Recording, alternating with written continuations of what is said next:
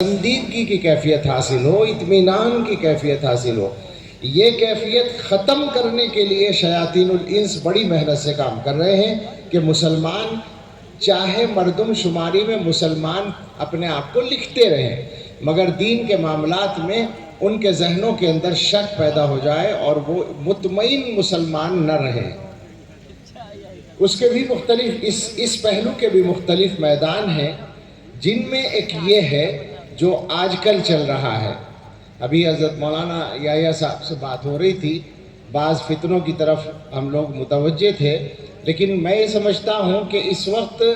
باطل افکار جتنے بھی ہیں وہ بہت زیادہ مستعدی کے ساتھ دوبارہ حملہ آور ہیں اور دوبارہ جان پکڑ رہے ہیں، دوبارہ اپنے دائرے کو وسیع کرنے کے لیے موجودہ زمانے کے تقاضوں کے مطابق کام کر رہے ہیں۔ اور مجھے یہ کہنے میں تکلف نہیں ہونا چاہیے کہ ہم جو ہیں، اور ہم کا مطلب اہل حق، اور یہ بات میں کہہ رہا ہوں اس بات کے باوجود کہ میرا تعلق خادمانہ تعلق اہل حق کی نمائندگی کرنے والے سب سے بڑے ادارے سے، یا جو پہچان کا درجہ رکھتا ہے اس ادارے سے ہے۔ اس کے بعد میں یہ بات کہہ رہا ہوں، ظاہر ہے کہ اس میں نمبر 1 پر ہم ہی نپتے ہیں، لیکن جو بات ہے، جو الحق کو یقال، جو بات ہے وہ کہی جائے گی کہ ہماری طرف سے وہ کام نہیں ہو رہا ہے جس کی ضرورت ہے۔ میں اگر اپنی حدود سے تجاوز کروں تو یہاں بہت سے احباب ہیں جو مجھے ٹوک سکتے ہیں، لیکن میں کیا کروں، جو بات سمجھ میں آتی ہے جی چاہتا ہے کہ وہ کہی جائے، چونکہ ضرورت کی بات لگتی ہے۔ ہماری طرف سے وہ کام نہیں ہو رہا ہے جس کی ضرورت ہے۔ میرے کہنے کا یہ مطلب نہیں ہے کہ فلاں اور فلاں کے رد کا کام نہیں ہو رہا، وہ جو رد کا نمبر آ رہا ہے اس رد سے پہلے جس محنت کی وجہ سے، جس محنت کے ذریعے سے ہم لوگ ان کا شکار بننے سے نوجوانوں کو بچا سکتے تھے، وہ محنت نہیں ہو رہی ہے۔ ہم تو ابھی تک اسی چکر میں پڑے ہیں کہ تیری دعوت اصل ہے یا میری دعوت اصل ہے۔ معاف فرمائے، کچھ لوگوں کو تو بس یہی ہے روزانہ کہ جو وہ کرتے ہیں اس کو اصل دین مان لیا جائے، اور اس کے علاوہ سب کو کنڈم کرتے ہیں۔ ہم ہی میں سے کچھ لوگ اسی چکر میں پڑے ہوئے ہیں روزانہ کہ ان کے کام کو اصل مان لو، باقی سب کو کنڈم مان لو، ان کے کام کو اصل دین مان لو۔ انہی باتوں نے ہمیں تباہ کر رکھا ہے، اور جہاں کام ہونا چاہیے، جہاں نشانہ لگنا چاہیے وہ نہیں ہو رہا ہے۔ بالکل صاف بات ہے یہ، لہٰذا شکار ہو رہے ہیں اور گمراہی پھیل رہی ہے۔ اب یہ بات جو ہے بالکل کوئی راز نہیں ہے، اس لیے کہنے میں بھی حرج نہیں ہے کہ لوگ شکار کر رہے ہیں اور باطل افکار پر جانے والوں کی تعداد بڑھ رہی ہے۔ اگر ہم لوگوں نے ابھی بھی پوری طرح سے اس ذمہ داری کو محسوس کر کے کام نہیں کیا تو مشکل حالات ہو جائیں گے، اور مشکل حالات کا یہ مطلب نہیں کہ ہماری ذات کے لیے مشکل ہوگی، ہماری ذات کی کوئی حیثیت نہیں ہے، لیکن اصل یہ ہے کہ امت صحیح راستے سے ہٹ جائے، بھٹک جائے، یہ خطرناک بات ہے۔ اب اسی کا ایک سلسلہ یہ ہے، حضرات صحابہ رضی اللہ تعالیٰ عنہم کے معاملے میں بھی تشکیک پیدا کرنا۔ یہ کوئی نیا کام نہیں ہے، آپ سب جانتے ہیں کہ امت میں جو سب سے پہلا فتنہ پیدا ہوا ہے وہ یہی ہوا ہے۔ آسان زبان میں عام آدمی کے سمجھنے کے لیے اس کو شیعیت یا رافضیت کہا جائے گا، لیکن اصل بات یہ ہے کہ حضرت نبی اکرم صلی اللہ تعالیٰ علیہ وسلم نے امت کو صراط مستقیم کا ایک فریم دیا تھا، ایک دائرہ بنا کر دیا تھا، اور وہ دائرہ تھا ما انا علیہ و اصحابی۔ اور یہ دائرہ حقیقت میں اللہ تعالیٰ نے دے رکھا ہے۔ ظاہر ہے کہ حضور کی تو ہر بات گفتہ اللہ بوت، گرچہ از حلقوم عبداللہ بوت، وما ينطق عن الهوى ان هو الا وحی یوحی، حضور کی ہر بات ویسے بھی وحی ہے، لیکن قرآن کریم میں اہدنا الصراط المستقیم صراط الذین انعمت علیہم غیر المغضوب علیہم ولا الضالین، اس میں یہ دائرہ دیا گیا تھا۔ اس کو حضور علیہ السلام نے امت کو کھول کر سمجھایا کہ ہدایت کا راستہ یہ ہے۔ آپ تاریخ اٹھا کر دیکھیں، امت میں فکری انحراف کی تاریخ میں، یہ بات جہاں کہیں علماء سے بات کرنے کا موقع ہو وہاں کہتا ہوں، اور یہاں ماشاءاللہ علماء اتنی بڑی تعداد میں اس مجمع میں ہے کہ تنہا علماء کی کوئی میٹنگ ہو تو ان کی تعداد شاید اتنی نہ ہو پاتی، اس لیے میں عرض کرتا ہوں کہ آپ حضرات اس طرح کے موضوعات پر پڑھیں، اور ہر موضوع پر پڑھنے کی ضرورت ہے۔ تو فکری انحرافات کی تاریخ کا آپ مطالعہ کریں گے تو پتہ چلے گا کہ جہاں بھی کوئی نئی فکر، جس کو ہم آسان زبان میں فرقہ کہتے ہیں، نیا فرقہ وجود میں آیا ہے، اس کی بنیاد یہی بنی ہے کہ اس نے ما انا علیہ و اصحابی کے دائرے سے باہر قدم نکالا ہے۔ سنت رسول اللہ صلی اللہ تعالیٰ علیہ وسلم اور حضرات صحابہ رضی اللہ تعالیٰ عنہم کا طریقہ۔ اسی لیے حضرات علماء نے شروع ہی میں حضرات صحابہ کے موضوع پر جب بات کی ہے تو تعجب ہوتا ہے کہ کس انداز سے بند باندھنے کا ارادہ کیا اور اس کے لیے کام کیا۔ دور صحابہ ختم ہوتے ہوتے کہہ سکتے ہیں ہم، چونکہ صحابہ کے درمیانی دور میں یا خلافت راشدہ کے نصف کے بعد والے دور میں یہ فتنے پیدا ہونے شروع ہو گئے تھے۔ آپ کو معلوم ہے حضرت عثمان غنی رضی اللہ تعالیٰ عنہ کے آخری دور میں، نصف کے بعد سے، ان کی خلافت کے نصف کے بعد سے، تو صحابہ دیکھ رہے تھے اس صورتحال کو، اور اس میں صحابہ کو نشانہ بنایا گیا تھا۔ یہ سب سے پہلا تھا کہ حضرات صحابہ کو نشانہ بنایا گیا، مگر انتہائی چالاکی سے ایک مذہب مرتب کیا گیا، اور وہ اس وجہ سے ہوا کہ جو مذہب اسلام کے آنے سے پہلے، میں لمبی تاریخ میں نہیں جانا چاہتا، جلدی سے نکلوں گا اس سے، جو مذہب اسلام کے آنے سے پہلے ٹھیکیدار تھا مذہبی دنیا کا، یعنی یہودیت، ان کا جب ٹھیکہ ختم ہوا اس دنیا سے، اسلام کی برکت سے اور اسلام کے پھیلاؤ سے اور اسلام کی ترقی سے اور اسلام کے غلبے سے، تو انہوں نے یہ سازش کی تھی کہ سیدھے اسلام کو ہم ختم نہیں کر سکتے، لیکن اسلام کی پیٹھ میں چھرا گھونپنے کا ایک راستہ نکال سکتے ہیں۔ تو انہوں نے نہایت چالاکی سے دو باتیں ایک ساتھ پیش کی۔ اس میں تھا صحابہ کا بغض یا صحابہ کی نفی، اور اہل بیت کی محبت کو آڑ کے طور پر استعمال کرنا۔ چنانچہ اس کے اندر ان کو کسی نہ کسی درجے میں اس دور میں کامیابی ہونی شروع ہو گئی، اور انہی کے بطن سے پھر ایک اور فرقہ نکلا، وہ بھی صحابہ کا مخالف تھا، وہ ہے خوارج۔ وہ حضرت علی رضی اللہ تعالیٰ عنہ سمیت تمام صحابہ کا مخالف بن گیا۔ ظاہر ہے کہ ایک انتہا دوسری انتہا کو جنم دیتی ہے۔ انہوں نے حضرت علی رضی اللہ عنہ کو خدا تک پہنچانے کی، خدا بنانے کی کوشش کر ڈالی تھی، اور باقی صحابہ کو کنڈم کیا تھا۔ انہوں نے حضرت علی رضی اللہ عنہ پر بھی ہاتھ صاف کر دیا۔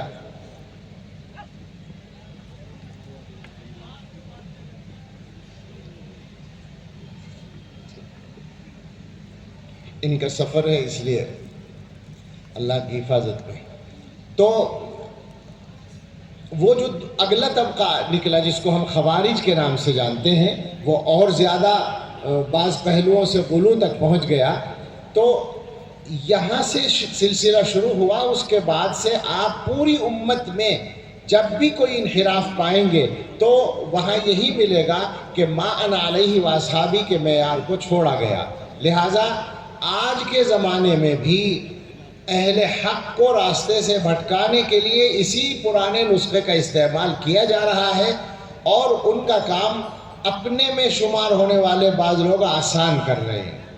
خطرناک بات یہی ہے، تکلیف دہ بات یہی ہے کہ آج کچھ لوگ ان کو بھوپو کے طور پر مل گئے ہیں، جو باتیں علل اعلان کہنے کی ہمت وہ طبقہ نہیں کر سکتا تھا، یہ مولوی لوگ بیٹھ کر وہ کام کر رہے ہیں، وہ باتیں کہہ رہے ہیں۔ اور تشویشناک بات یہ ہے کہ ان کی وجہ سے بھی باقاعدہ گمراہی پھیلنے کا سلسلہ شروع ہو گیا ہے، لوگوں کے ذہن مسموم ہو رہے ہیں۔ آج ہم لوگوں کی علمی اور ایمانی کمزوری، اصل تو ایمانی کمزوری ہے، لیکن اس کے لیے ذریعہ ہوتا ہے صحیح علم۔ تو صحیح علم کی کمی کا یہ عالم ہے کہ عام مسلمان نہیں، جو مدرسوں میں نہیں آیا وہ مسلمان نہیں، بلکہ مدرسوں کے پڑھے ہوئے فضلاء وہ تک صحیح فکر کو سمجھنے کی صلاحیت سے خاصی بڑی تعداد میں عاری نظر آ رہے ہیں، اور وہ بھی گویا ایسے لوگوں کی باتوں کو سن کر بڑی آسانی سے یہ کہنے لگ رہے ہیں کہ صاحب یہ تو حوالوں سے بات کر رہے ہیں۔ وہ مولوی صاحب جو حضرت معاویہ رضی اللہ تعالیٰ عنہ کے بارے میں آج کل باتیں کرتے ہیں، ان کے سلسلے میں آپ لوگوں کے تبصرے دیکھیں تو یہ مدرسوں کے فضلاء کے تبصرے ہیں، سینکڑوں کے اور زیادہ کے، کہ وہ یہ کہتے ہیں کہ صاحب یہ تو حوالے سے بات کر رہے ہیں اور یہ جو مدلل بات کر رہے ہیں۔ ہم نہیں جانتے کہ یہ کتنی کمزوری کی بات ہے، اور میں پھر کہوں گا کہ یہ ہماری اور ہمارے مدرسوں کی کمزوری ہے۔ یہ بات کہنے کی بھی میں ہمت رکھتا ہوں، اس لیے کہ میں مدرسوں کا ایک حصہ ہوں۔ میں مولوی ابن مولوی ہوں، میں مدرسے کی پیداوار ہوں، اور کم سے کم یہ کہنے میں کوئی تکلف نہیں کہ سب سے بڑے مدرسے میں 32-33 سال سے میں پڑھاتا ہوں۔ تو میں یہ کہوں گا کہ ہم مدرسوں والوں کے لیے لمحہ فکریہ ہے کہ ہم اپنے بچوں کو، اپنے فضلاء کو اس بنیادی فکر کے بارے میں کوئی صحیح بات، کوئی صحیح معیار ان کے ذہنوں میں راسخ کرنے میں کامیاب نہیں ہے۔ اس کی یہ کیا بات ہے، آخر کہاں کھڑے ہیں ہم؟ یعنی وہ اتنی بات نہیں سمجھتے جو امت میں پہلی صدی میں طے ہو گئی تھی، جس کی طرف میں اشارہ کر رہا تھا، میں اس کو دوبارہ کھل کر صاف کرتا ہوں کہ پہلی صدی میں جو حضرات ہیں تابعین، اور دوسری صدی میں تو اور زیادہ کھل کر، ان سب نے حضرات صحابہ رضی اللہ تعالیٰ عنہم کے مقام کے سلسلے میں ایک احاطہ کھینچ دیا ہے۔ میں نے کئی سال پہلے جب یہ فتنہ اس رنگ میں شروع ہوا تھا تو ماہنامہ دارالعلوم کے اداریے میں یہی عرض کیا تھا کہ امت میں صحابہ کا مقام متعین ہے، اس سے چھیڑ چھاڑ کی گنجائش نہیں ہے۔ یعنی یہ کوئی زیر غور مسئلہ نہیں ہے، یہ قابل غور مسئلہ نہیں ہے، یہ قابل نظر ثانی مسئلہ نہیں ہے، یہ مسئلہ طے شدہ ہے، اور اس کی بنیاد یہ ہے جو ابو زرع رازی اور فلاں فلاں محدثین کے اقوال میں ہے۔ میں تو یہ لے کر آیا تھا کچھ حوالے لکھ کر سامنے لا کر، لیکن اس کا موقع نہیں ہے کہ میں ایک چیز تفصیل سے سنا سکوں۔ میں مختصراً عرض کرتا ہوں کہ محدثین میں کئی حضرات کے ہیں، یہ بات آپ کو ملے گی کہ وہ لوگ اسلام کو نشانہ بنانا چاہتے تھے، اسلام کو براہ راست نشانہ بنانے میں کامیاب نہیں ہوئے، تو انہوں نے حضرات صحابہ کو نشانہ بنایا، اس لیے کہ صحابہ ہی اسلام کے گواہ ہیں۔ فَأَرَادُوا أَن يَجْرَحُوا شُهُودَنَا، تو انہوں نے یہ چاہا کہ ہمارے گواہوں کو مجروح کر دیں، ہمارے دین کے جو گواہ ہیں، ہمارے پورے دین کو پہنچانے والے جو لوگ ہیں، جتنے بھی اس طرح کے باطل افکار ہیں، سب کا نشانہ آپ کو صحابہ ملیں گے۔ اور اسی وجہ سے ان حضرات نے یہ بند باندھا۔ یہ باتیں کوئی نئی نہیں ہیں، اور میرا خیال ہے کہ اتنے بڑے جلسے میں بار بار تذکرے میں آئی ہوں گی۔ میں اس کو اس پہلو سے ذکر کرتا ہوں کہ آپ ان کو اس طرح سمجھیں کہ جیسے ابن مبارک سے پوچھا گیا، دو حضرات کے بارے میں اس طرح کے الفاظ منقول ہیں۔ ابن مبارک سے تو پوچھا گیا ہے کہ معاویہ، حضرت معاویہ رضی اللہ تعالیٰ عنہ افضل ہیں یا حضرت عمر ابن عبدالعزیز رحمہ اللہ تعالیٰ افضل ہیں۔ پوچھنے والے نے سوچا تھا کہ عمر ابن عبدالعزیز متفق علیہ شخصیت ہے، اگرچہ صحابی نہیں ہے مگر بالکل صحابہ کا نمونہ مانے جاتے ہیں، اور حضرت معاویہ کی شخصیت مختلف بھی ہے، تو ممکن ہے کہ ان کے درمیان موازنہ کرنا صحیح ہو اور پوچھا جا سکے، اس لیے پوچھا۔ تو ابن مبارک کا جواب یہ بتاتا ہے کہ اس زمانے کے تمام اہل حق علماء نے یہ طے کر رکھا تھا اپنی فکر میں اور اپنے ذہن میں، اور یہی گویا امت تک وہ پہنچانا چاہتے تھے کہ نہیں جناب، صحابیت کا جو مقام ہے وہ بالکل محفوظ ہے، لہٰذا حضرت معاویہ کے بدن پر یا ان کے گھوڑے کے بدن پر جو گرد لگی ہے جہاد کرتے ہوئے نبی صلی اللہ علیہ وسلم کے ساتھ، وہ جو ہے عمر ابن عبدالعزیز سے افضل ہے، بلکہ کسی نے جگہ یہ لفظ ہے کہ 1000 مرتبہ عمر ابن عبدالعزیز اب پیدا ہو جائے اس سے بھی افضل ہے۔ یہ جو الفاظ ہیں کیا بتاتے ہیں؟ خود عمر ابن عبدالعزیز نے جو فرمایا ہے، ان سے پوچھا گیا ہے مشاجرات صحابہ کے بارے میں، تو انہوں نے کہا ہے کہ وہ لوگ چلے گئے، ان سے ان کے اعمال کو پوچھا جائے گا، تم سے تمہارے اعمال کو پوچھا جائے گا، تم اس موضوع پر کیوں پڑھتے ہو؟ یہ یوں کہا کہ کسی نے، انہی نے یا کسی اور بڑے نے، کہ وہ ان کے خون کو اللہ نے ہماری تلواروں سے محفوظ رکھا، تو پھر ہم اپنی زبانوں کو ان کے بارے میں کیوں آلودہ کریں؟ اسی لیے امت میں یہ طے کر دیا گیا کہ حضرات صحابہ کا تذکرہ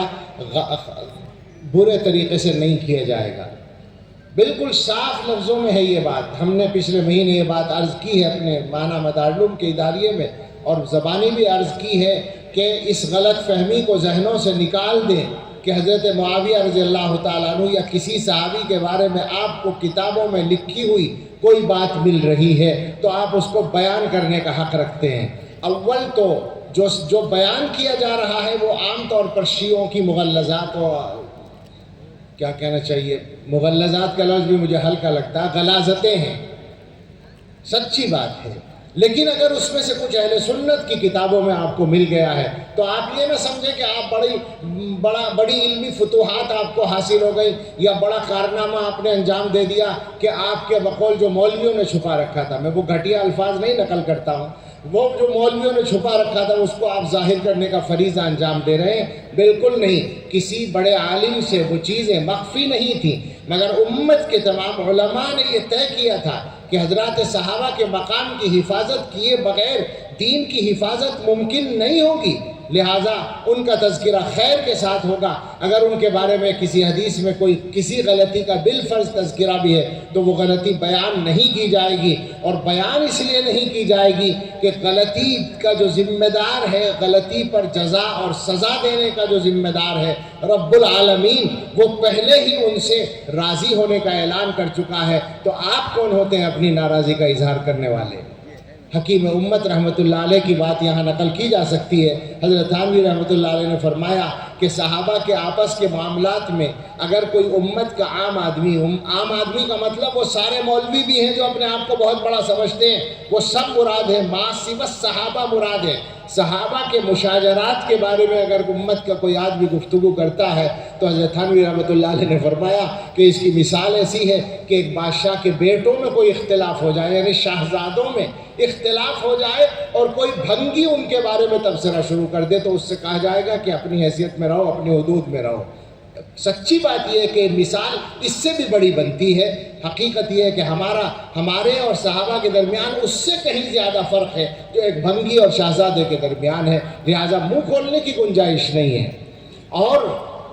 بڑی طاقت کے ساتھ آج کل سنایا جاتا ہے امام نسائی رحمۃ اللہ علیہ کا واقعہ کہ امام نسائی سے حضرت معاویہ رضی اللہ عنہ کی فضیلت بیان کرنے کے لیے کہا گیا تو انہوں نے کہا کہ صاحب ان کے لیے تو یہی کافی ہے کہ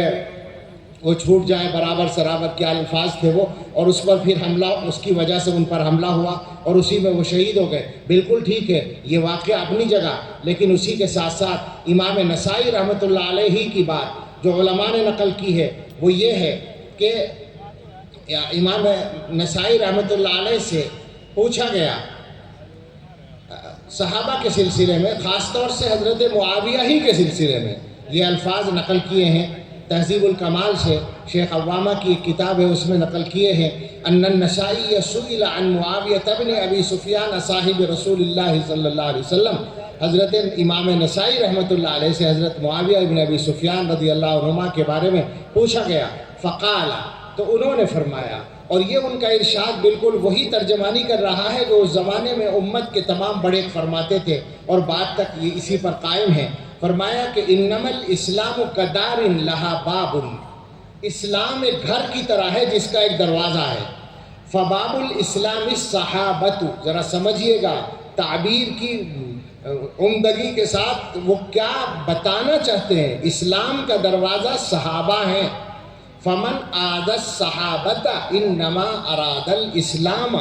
جس نے صحابہ کو تکلیف پہنچائی اس کا نشانہ اسلام ہے، کمن نقر الباب انما یرید دخول الدار، جیسے وہ آدمی جو کسی دروازے کو کھٹکھٹائے تو اس کا مقصد اندر جانا ہے نا، تو صحابہ کے معاملے میں جو بول رہا ہے اس کا مقصد اسلام پر جا کے حملہ کرنا ہے۔ قال، آگے سنیے،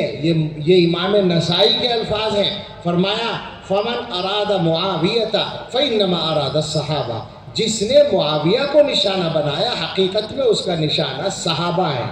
تو گویا وہ یہ کہنا چاہتے ہیں کہ معاویہ چونکہ صحابی ہیں تو ان کو نشانہ بنانے والا، اس کو میں ذرا اردو میں کر کے کہہ دوں، یہ جو کہنا چاہتے ہیں منشا کیا ہے؟ منشا یہ ہے کہ مطلق صحابہ کے بارے میں بولنے کا آسانی سے منہ نہیں پڑے گا،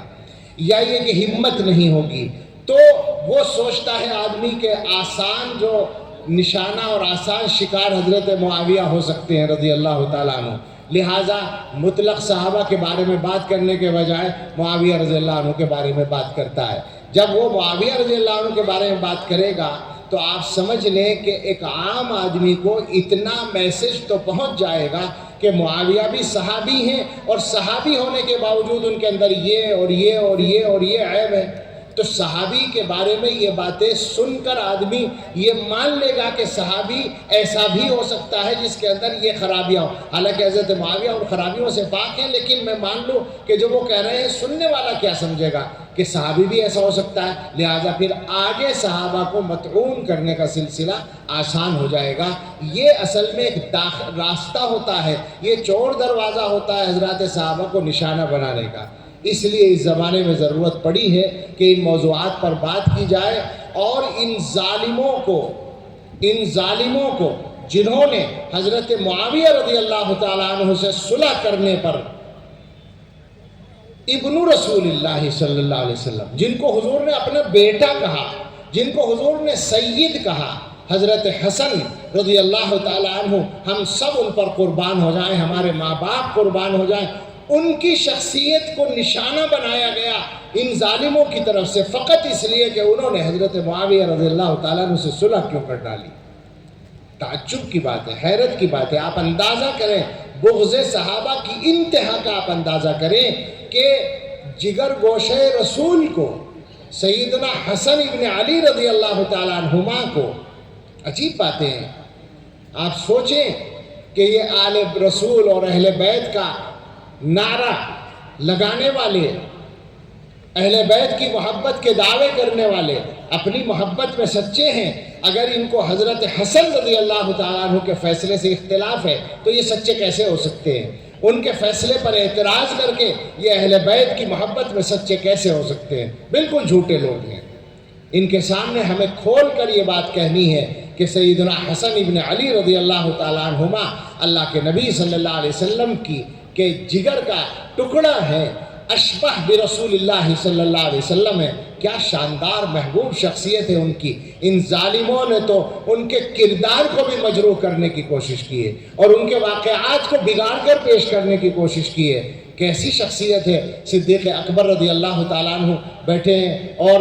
حضرت علی رضی اللہ عنہ بیٹھے ہیں اور وہاں حضرت حسن ہیں، تو صدیق اکبر مسکرا کر کہتے ہیں کہ یہ تو حضور سے مشابہ ہیں، جناب علی سے مشابہ نہیں ہیں۔ حسن کی شکل تو رسول اللہ صلی اللہ علیہ وسلم سے ملتی ہے، ابا جان سے نہیں ملتی، حضرت علی رضی اللہ عنہ سے۔ اور اس بات پر حضرت علی رضی اللہ عنہ خوش ہو رہے ہیں اور ہنس رہے ہیں۔ ایسی مبارک شخصیت ہے کہ جن کو حضور نے چوما ہے، جن کے سر کو چوما ہے، جن کی پیشانی کو چوما ہے، جن کے رخساروں کو چوما ہے، جن کو گود میں بٹھا کر منبر پر خطبے دیے ہیں اللہ کے رسول صلی اللہ علیہ وسلم نے، اور جن کو چھوٹی سی عمر میں، چند سال کی عمر میں حضور علیہ السلام نے جن کو یہ سند دی ہے کہ اِنَّ ابْنِی ھَذَا سید، یہ میرا بیٹا سردار ہے۔ جناب علی سید کہنے کا موقع اسی سردار کی برکت سے ملا ہے، یہ لفظ ہی ملا ہے ان کی برکت سے۔ جو اپنے آپ کو سادات کہتے ہیں، منہ بھر کہتے تھکتے نہیں ہیں، ان کو پتہ ہونا چاہیے کہ یہ لفظ سید بھی حضرت حسن کی برکت سے ملا ہے، اور ان کے لیے سید کا لفظ صلح کی برکت سے بولا گیا ہے۔ حضور علیہ السلام نے دونوں باتیں ایک ساتھ کہی ہیں کہ یہ میرا بیٹا سردار ہے، اور اللہ امید ہے کہ اس کے ذریعے سے مسلمانوں کے دو گروہ، مسلمانوں کے،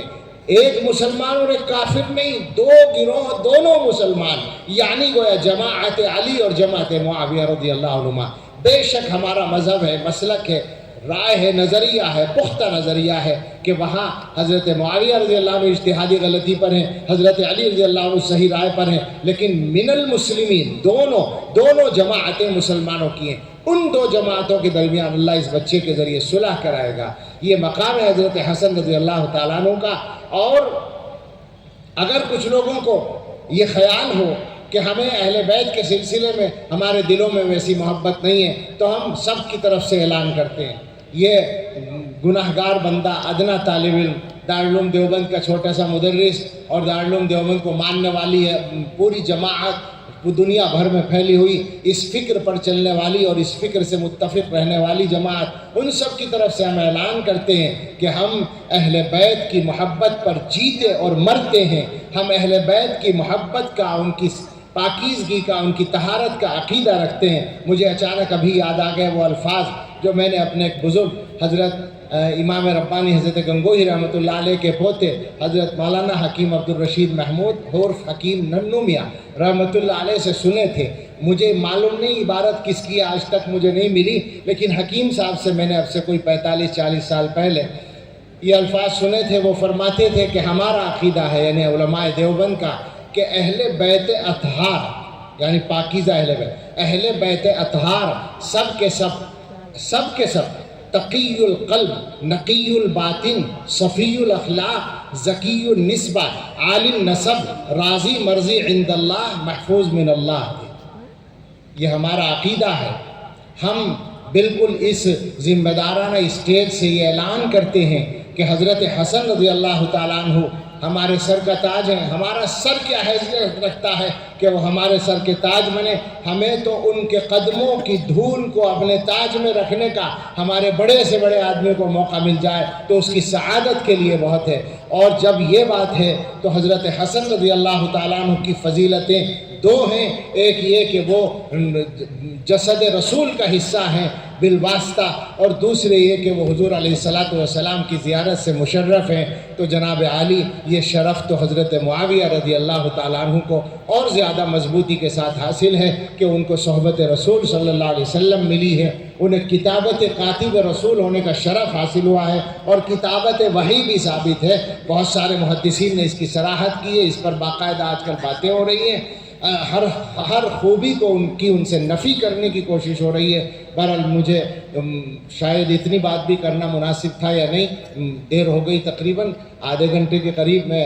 معذرت کے ساتھ اپنی بات ختم کرتا ہوں. مجھے امید ہے کہ اور علماء نے اس موضوع پر سیر حاصل باتیں کی ہوں گی، اور مولانا یحییٰ صاحب کی بات مزید اطمینان و تشفی کا باعث ہوگی. اللہ تعالیٰ سے دعا کریں، اور صرف دعا ہی نہ کریں، دعا تو ہر وقت کرنے کی ضرورت ہے، لیکن دعا سے پہلے یہ دنیا دار الاسباب ہے، اسباب اختیار کرنے بھی ضروری ہوتے ہیں. اللہ سے دعا کریں ہدایت پر قائم رہنے کی، اللہ سے دعا کریں لوگوں کے گمراہی سے بچے رہنے کی، اور اس کے لیے اس اسباب کی دنیا میں جو محنت کر سکتے ہوں ہم سب اپنے اپنے حصے کا وہ کام ضرور کریں. اللہ ہمیں توفیق عطا فرمائے، اور اس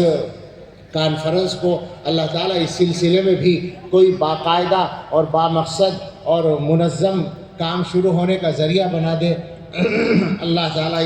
اس کانفرنس کے منتظمین کو ہماری طرف سے جزائے خیر عطا فرمائے، اور اس کو اپنی بارگاہ میں قبول فرمائے. اور اللہ کی بارگاہ میں جب کوئی چیز قبول ہوتی ہے تو وہ نافع بن جاتی ہے. اللہ نافع بنا دے، اور ہم سب کی اور ہمارے نسلوں اور تمام مسلمانوں کی ہر گمراہی سے حفاظت فرمائے. آمین. وآخر دعوانا ان الحمد للہ رب العالمین.